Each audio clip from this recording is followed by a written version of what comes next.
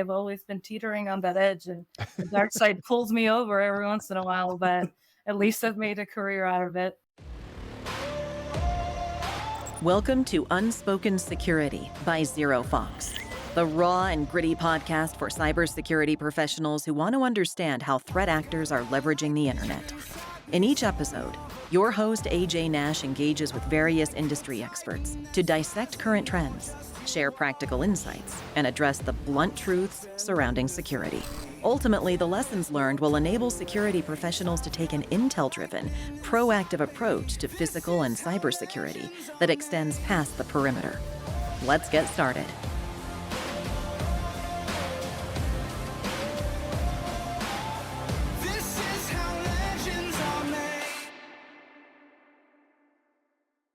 Welcome back to Unspoken Security. As many of you know, I assume, this is part 2 that you're about to hear. If you didn't catch part 1, you'll want to go back and take a look at what we published a couple weeks ago.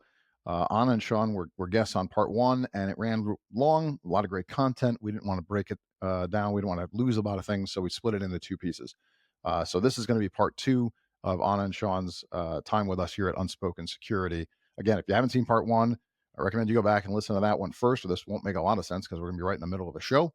And if you have, looking forward to hearing your feedback and comments as you finish up part 2, learn about a bit more about what they do in terms of physical pen testing, and also some of the really cool real world stories they have. And of course, their unspoken truths that we haven't gotten to yet.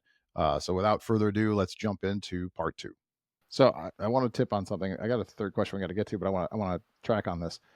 So how do you test the untestable, right? There's some things that you just can't. I mean, I look at it and go, well, I mean, how am I going to test an assassination attempt or a bombing or, something like that? You're clearly not going to do that. I mean, you're obviously not going to manufacture a fake bomb either. I mean, that's obviously way more stress than you'd want. So how do you do that? But also another thing I wanted to touch on, these will go together, I think, is we had talked before we went on and started recording all this. I know we had talked about, you had said that red teamers are assumption hunters, which I think is a really big point. I want to make sure we hit on that, because when you talked about it privately, I thought that's really cool. And I think it ties to this. Like, you're obviously not going to be able to do the bomb things. So there's some assumptions, but how do you test the untestable? And then talk to me about what it is to be an assumption hunter, because of course the whole show is about the assumptions. And then we'll get into the third question we have still. Yeah. So testing the untestable, that is ideally where red teams shine, right? That's the creativity part. And so you're obviously not going to try to kidnap or assassinate a CEO. But if you sit down and you try to, sit down and you try to figure out like who, and you red team through it, like who's the adversary? What are they going to do? Like, they need motive, opportunity, capability. And so figuring out what opportunity might they have, well, they're probably going to do surveillance and look for an opportunity when the person's alone. And then they are going to gather, like most adversaries, especially in the physical space, go through the same life cycle. There's opportunistic thieves, and then there's people that plan things out, which are going to cause serious damage to the company. And so if you're talking that, like, you do the surveillance just as they would, right? Mm-hmm. If you want access, you go out and do that. You figure out, okay, they're probably going to find someone when they're out on a run alone and they leave their security detail behind. So you figure out what time they do that, you figure out where they're going to be, and then you park a car there. And if they run past you, you don't tell them that you're there. You don't do anything. You just say, hey, you asked me to do this. I took every step up until, causing anybody harm or even alarm. And then I did it. I mean, same with bombs. There's plenty, like if you're doing mail screening, there's great companies and vendors that have very realistic devices, or you can build them yourself. If you want to get put on a list, you can build that and then go through and mail it. Ideally, if you're mailing it to yourself, you're going to the loading dock and you're putting it in the incoming packages. You're not sending it off with UPS. But at that point, it goes through the full cycle and you watch and you see if they catch it. And so you can always test these difficult areas. You just have to be extra creative, and it's absolutely possible to figure out how to do that. And then the assumption hunter was an excellent question. I will keep it short and maybe hand it to you, but ultimately any security gap is an assumption. You assume an integrator installed something correctly. You assume a security measure exists or it works or somehow very commonly. You assume another team is taking care of it. they assume you're taking care of it. So like we end up matchmaking at companies a lot of the time, saying, hey, these 2 or 3 security team, you should all talk to each other because you all think you're securing the thing. You all think the other one's securing it, and nobody is. Yep. And so it's really just kind of the Spider-Man meme in person. And we do that more often than you could imagine. And so, yeah, ultimately we look for any assumptions that leaders, security managers have. We document them, and then we try to test and challenge them. Sometimes we validate them, which means they become facts, and that you can make much more confident decisions with facts. And sometimes we refute them, and they become gaps, and they can decide they're spending money on a security measure that doesn't work, and they can either decide, let's save the money, accept the risk, and move on, and suddenly you have more security budget, or they can figure out how to mitigate it. And so, yeah, ultimately, everything we do, red teaming, boils down to identifying and challenging testing assumptions. Anything on your side to add? No, I agree. You ate it all up, Shawn. Go ahead. Sorry, I get excited about okay, this. I'm asking Ana the third question directly. Please. Okay. No, what do you got to add to this one first, Ana? I don't want to cut you off. No, I think that's a big part of it, right? And like part of the assumptions is kind of going back to that comparison we made earlier between pen testing and red teaming, and the fact that one of it is a little bit more controls focused or centered around controls than the other one. It's because there's an assumption that, hey, if we're trying to protect from unauthorized access, we got to test our turnstiles. And it's like, maybe you got to test your loading dock. And so there's two kind of points that I want to make to this. One is no path to do this is necessarily, too complicated or too easy. And again, you're going to want to rely on your intelligence to keep things realistic here, but never underestimate your adversary, right? So, and that's one big one. Never underestimate your adversary. Another side of it is if something can be done simply, don't over-engineer it. And I think that one is a little bit harder to wrap your head around, right? But if you can just have someone hold the door, don't start picking the lock after they shut it behind them, right? Like, and this is coming from someone who kind of knows how to pick locks if I have to, but I'm the one that will go in the lobby and usually get a temporary badge or at least a tour out of trying to talk my way into a building. I don't like to put in the physical hard labor. So choose the easier ways. And I understand that, some people won't think that speaking your way into or chatting your way into a building is necessarily choosing the easy way, but sometimes it can be. And it, again, depends on your adversary and depends on what you're testing. But having a gamut of options and making sure that you're not thinking, oh, it's nation state, therefore it must be this most sophisticated thing. And it's, insider threat and it's this and this. Statistically, probably it is. But don't overlook some of the solutions that may be in front of your face, but we're here to kind of ask those questions, guide in our interviews to, more probable and likely paths that we can give information that, again, fills that picture out, builds that puzzle out. So whoever is in charge, whoever is making these decisions can make them from a more informed place. I'm just picturing, sorry, I daydreamed for a minute because I was picturing how you're social engineering your way in. Like, is it the pregnancy outfit? Do you do the too many packages? Can you help me? Like you said, you take advantage of people that are polite. The crying always works.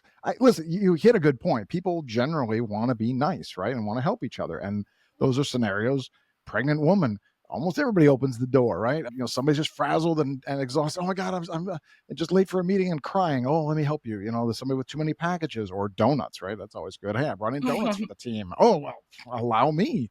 As long as I can have one, sure you can. Mm-hmm. So I'm just picturing all that and going, yeah, that seems a lot easier than picking locks, I guess. Now, I know people who like picking locks who would disagree, but exactly, yeah. There's a healthy debate on that too. But I've kind of done all of those scenarios of pregnancy belly is uncomfortable, which kind of gives you a preview of what an actual pregnancy is like. But you can hide tools in there as well, which is a big bonus, I hear. I use it as a pouch. Because then I can just reach in and get any tools that I need, because no one's going to start checking whether there's I a was real patting value or down the not. pregnant And lady. so No. if some metal is protruding, it's a little weird, but what are you going to ask the pregnant lady questions? So I've done that. I've done this super friendly route. I've done the new employee route. I'm so excited. Oh no, I'm here on the wrong day. You're kidding me. Well, can I at least take a look at my desk? And Nice. so I've resorted to very many less than kind ways to get my way, but Ana's a one thing I would professional advise liar. any aspiring social engineers is be wary of faking any medical emergencies. They'll call an ambulance, won't they? Diabetes insulin one was kind of iffy there for a moment, but crutches always work. Oh, So crutches. Yeah, another good one because you can't. Yeah, talk help with to the me door, about right? your social engineering needs. Yeah, crutches is a good one. So Anna's a professional liar and an actress. I gotcha. Good to know. So I Sean, I will. know he's just not saying as much right I'm now, just but mission dedicated, okay? You can look Yes. at it how you want to look at it, but there's I nothing will wrong. I caveat. don't say that in negatives. Those are awesome stories. I mean, that's all good in my opinion. You're making people better. That's the point, right? So Mhm. that there's nothing wrong with that. And you didn't say a bunch of things that were off limits. Like those seem like just again, people want to help people. Those and are and those the are good examples.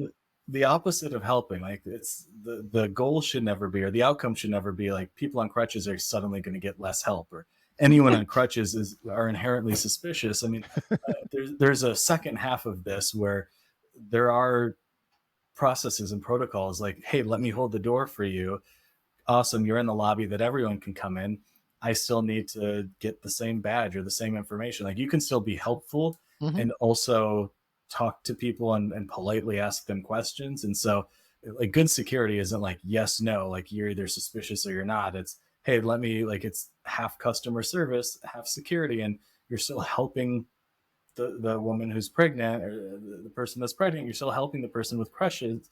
You're doing all of that, but you're still following protocol. And so that it somehow lowers the bar for various people when something slightly abnormal, let alone somewhat abnormal. And so being able to help your security officers have very simple SOPs that they still follow when these different situations pop up are essential. It's simplicity, like you said in the adversary route, and I'll say on the security side, like simplicity for people that have to deal with a million scenarios a day, whether cyber or physical, is going to be key so they can follow the protocols and help the various types of people that you might come in. Sorry, I'm making things harder for you, but that's I good. love it. I'm That's here for that's the it. goal. So That's the goal. Yeah. the second half too is making sure that they you still have very effective security, helpful security, good customer service, but their goal, their job is to allow good people in and keep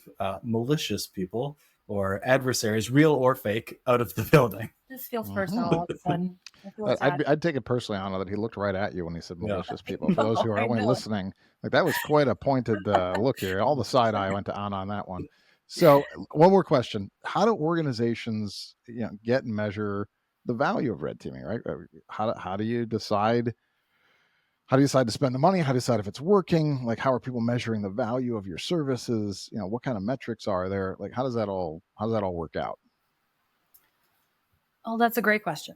I think one of the things that you have to keep in mind is that you're already spending the money. As an Mm, organization who tries to protect anything, you're already spending the money. What we are here to do is validate, refute, confirm, overturn that what you're spending your money on is actually what you should be spending money on. And as a little subset of that, that the measures you think are in place and performing a certain way are actually there, are actually performing the way that you think they're performing. And not only that, but also kind of orchestrated with the rest of your security systems. mm, And so that's where, again, the red team is kind of set aside from the pen testing component of physical security assessments, right? Where it looks at the holistic setup. So it looks at everything within a system and whether or not it's coordinated or kind of go for that Swiss cheese model. But you don't want to know, oh, the doors are working or the tourist cells are working, but you can go around them, right? Like if no one's thought about the question, if no one's thought to actually test them that way, and everyone just walks up with their badge and it works, then yes, the control is actually working. No qualms with the control. But if there's a planter on the other side of it, and you can just easily, distract the receptionist or the guard over there and sneak past it, then are your, tens or hundreds or millions of dollars of investment actually working the way that you think they are? And the answer is not always. And we're here to give you that answer in a way that's data driven, a little bit more scientific, and differs dramatically from the vendor who sold you this control, right? And that's not to talk bad about vendors, but they come from a specific level of expertise of that control. They don't necessarily have oversight of how it is integrated with the rest of your existing controls and how they work together, if at all. And Well, so, that's a good point. I mean, something can work as designed and not be effective, right?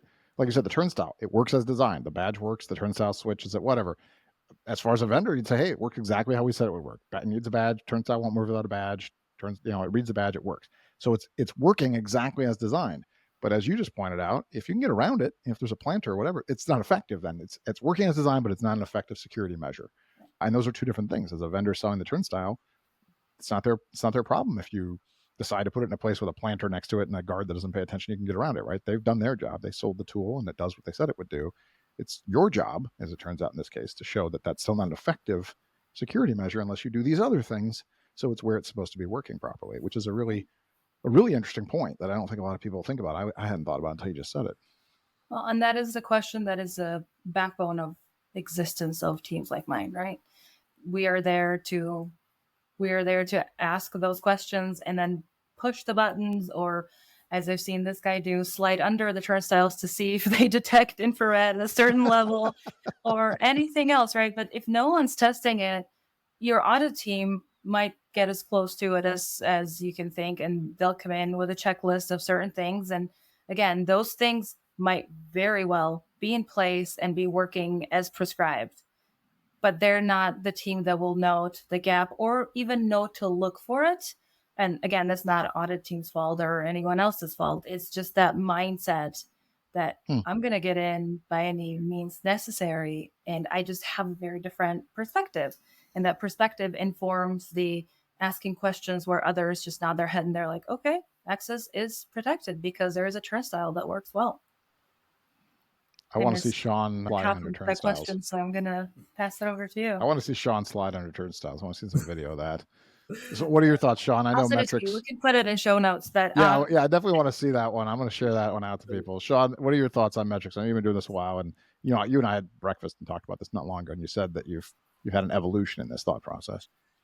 Yeah. So I originally just started with kind of a brute force, like a myopic, like the more vulnerabilities a red team can report, the better they are. And that may be true depending on the organization, but that falls solidly on the pen testing side. And it also is very zoomed in. So when I was helping pull together a first physical red team at a large, like a tech company, our metrics, which I thought at the time were evolved and they're still progressive compared to where I started, it was what changes, what positive changes and mitigations actually occur after the team goes out. And so that forces the red team to actually work, like have compelling reports, work with the blue team to fix things, et cetera. And that's great for internal red teams. If you go back a year later and retest and all the vulnerabilities are gone and you have to find new ones, like that is effective. And if you go back and nothing has changed, the company's wasting money red teaming because there's no action taken. And I say that as a red teamer. And more recently, and mostly through experience, honestly, like there's three different categories that I would put the benefit in. Like one is just risk discovery. So that's what I talked about. Like a red team uses threat intel. They identify vulnerabilities and they look for the threats targeting your assets. So all those combine, and you identify like the unknown risks. It's one of the only teams to do that. There's shifts. The second one is shifts in perspective, which is just making better decisions, helping, it's kind of purple teaming, helping the blue team think differently. And then the third is kind of the one that I've really focused my time on, which is education and awareness. So gamifying security, like any team can technically do this. The red team just seems like the one that's often the most empowered to be hands-on in the field.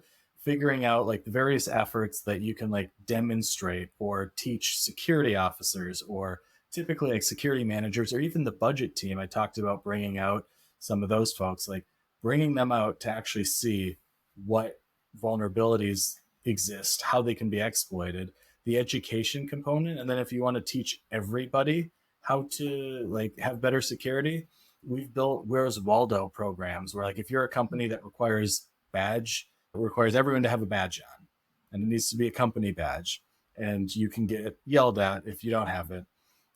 Swap out an employee's badge with a badge that just says Waldo with a photo of Waldo, and send out a mass email that says, hey, an employee's walking around with this. If you identify them, let them know, and they'll give you some free company swag. If you gamify it, suddenly everyone's looking for badges. If you have sensitive prototypes, then you can't take pictures.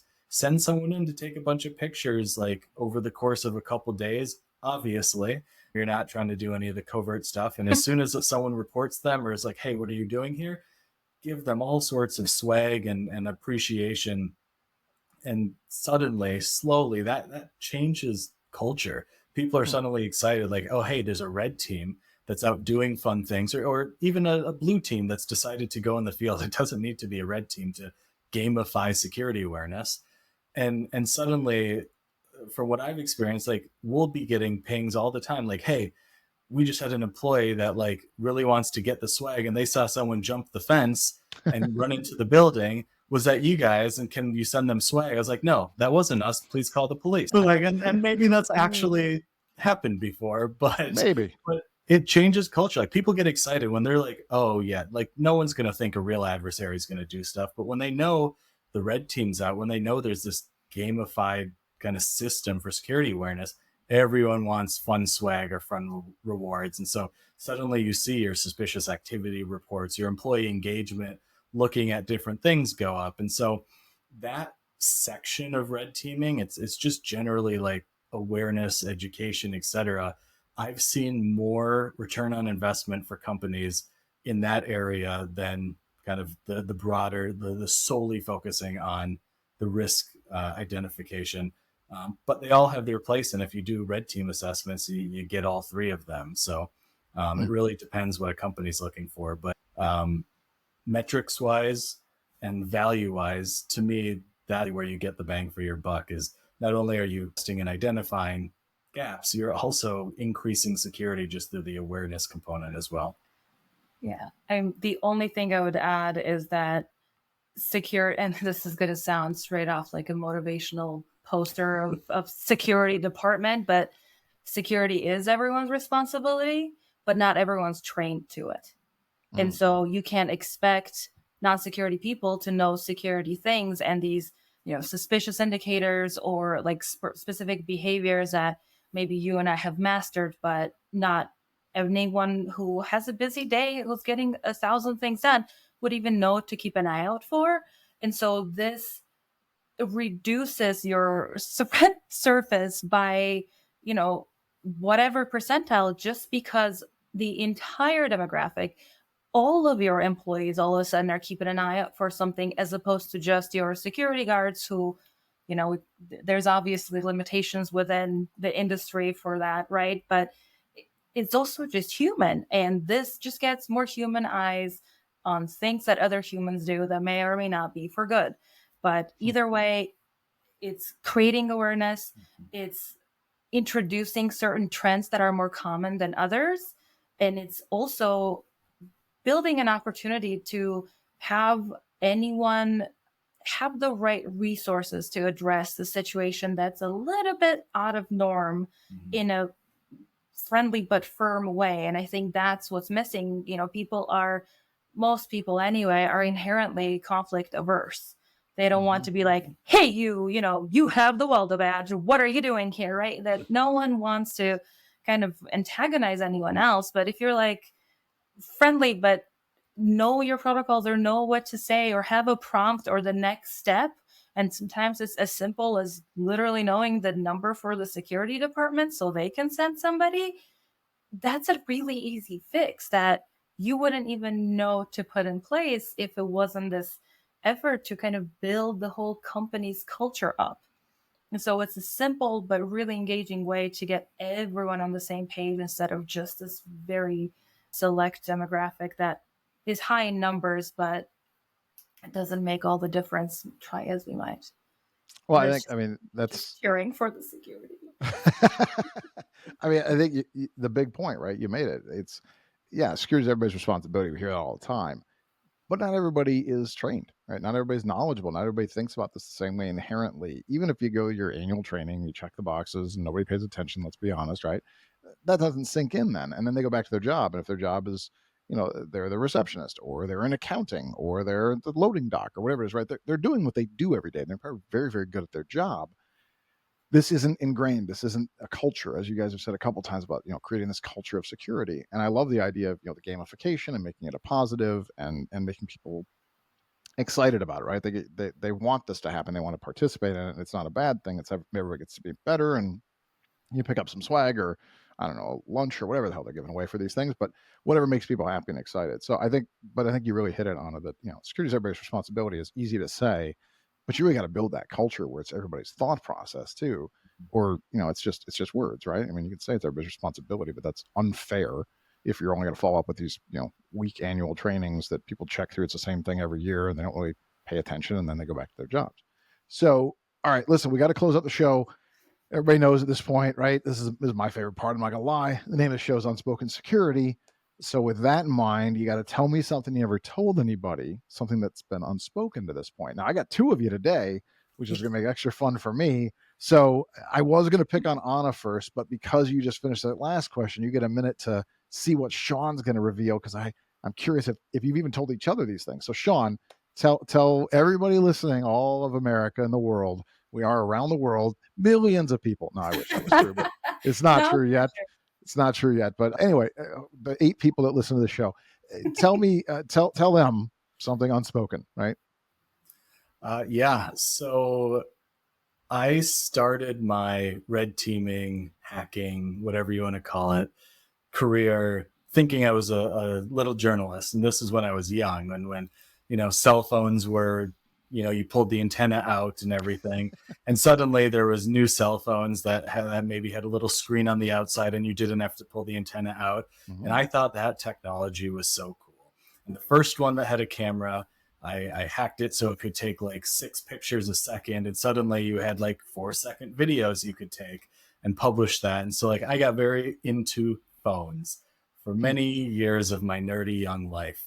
And I started publishing like, hey, here's the new tech that's coming out. And I would gather all the different little pieces from the internet. And eventually I found my way into systems and employee portals that maybe I shouldn't have been in. And so I was thinking I was just being a really good young journalist, publishing this exciting information about this brand new phone technology. Like Google was considering coming out with some type of operating system. And I was one of the first to publish on that because I read about it somewhere internally. And many years later, I look back and I was like, no, I was just hacking into shit I shouldn't have been in. And you were committing felonies is what you were doing. Yeah. you were stealing IP and releasing it to the world. That's well done, Shawn. Good work. Yeah. So it was all all hunky dory till one of the big companies' digital forensics teams showed up at my doorstep and told me to stop, which I did. And that's where we are today. We're not getting into the rest of the story. All good. I'm sure the statute of limitations has run out on all this. Don't worry. If anybody's listening and has a badge, just leave him alone. It's long ago now, and he's a good guy. But so as a kid, you were accidentally breaking in and stealing IP and sharing it with the world. That's good job. Well done, Shawn. Your I was young, dumb, and I loved phones. Listen, it's a great story. I mean, what are you gonna do? You were a hacker and you were doing stuff and you did it innocently, which a lot of people have. People gotten in trouble for things that they didn't intend to break the law, or they didn't think about it in that way, right? And I mean, that's the mindset, right? You were into something. It was your passion. You were geeky about it, and it didn't occur to you that you were crossing lines. Like, that's cool. Probably set you up for your career now, as long as you stay out of pinstripes. Couldn't agree. I definitely peaked in my hacking decades ago. So I doubt that's true. I doubt that's true. Hashtag street creds.